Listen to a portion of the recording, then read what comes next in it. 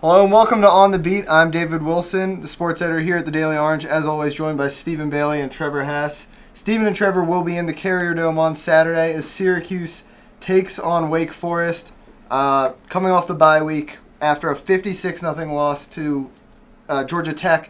Syracuse has a lot to work on. The defense really struggled against that Georgia Tech triple option, used the 3-4 last game. Do you guys think it's a matter of just they weren't used to the triple option, or is there some serious concern with this defense right now? Well, they were ready for the triple option. They certainly knew it was coming. I would say there's a lot to be concerned about. Injuries have hurt the team. Deshaun Davis is supposed to return this week, but Eric Kroom is questionable. They lost John Raymond, so 2 defensive tackles there. The secondary has really struggled. Keon Lynn, their number 1 corner, is out for the year. So, there's definitely a lot to worry about. Wake Forest wide receiver Michael Campanaro is definitely the guy to watch this week. Yeah, along those same lines, Campanaro is one of the best receivers in the country, and Scott Schaefer compared him to Wes Welker, which is obviously pretty high praise because he's not too bad. So Syracuse will certainly have its hands full in the secondary. A lot of talk in that game was obviously about the defensive struggles, but they didn't score either. They had trouble throwing the ball. The running game's been pretty good, but I think Terrell Hunt, he has to play well if this team, and he doesn't have to play exceptionally well, but he needs to be a solid 150 yards through the air, contribute a touchdown or two for this team to put together some points on offense and win some games. Well, on Tuesday he said that he was handed the keys to the car and crashed. So he needs to get back in the car and get back on the road and hopefully not crash again. Extending the metaphor, I like that. Thank you. It's nice.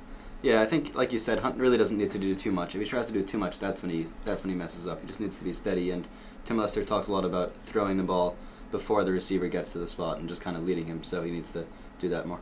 Earlier on Friday, Donovan McNabb, who is here, compared Terrell Hunt to Taj Boyd. Donovan will be honored at halftime of this game. What are you guys thinking about that? What are? It's a big moment for this program, obviously. Yeah, it's a nice occasion. Donovan's clearly excited. There's going to be a lot of alumni here. It's Parents' Weekend, so they're doing it on the right weekend. But Syracuse is down big at halftime. It'll at least be a nice respite. Exactly. Yeah, definitely a nice respite if they're down. I think, the parents will love that and the kids. Everyone knows McNabb. He's a huge face, great name. So, people just seeing him and associating that with the program really help build Syracuse's brand back to where it was, ideally. Good use of respite. Let's get some over-unders. Over-under half a field goal made by Syracuse's kickers. Under. And their kickers will be Riley Dixon and Jonathan Fisher. I'll go over. I think over. I'll hit 1. I'm going to go 2. 2. Okay, yeah. I think 1. Let's go over under 100 yards through the air for Terrell Hunt. Over. I'm going to go over. 99. I'll go over. He's due. And over under 125 yards receiving for Michael Campanaro. Over. And a couple touchdowns. Over. Over. I think pretty far over. So let's get our predictions. I've got Syracuse 24, Wake Forest 23. Terrell Hunt leads a late drive to win it. I've got Wake Forest 27, Syracuse 21.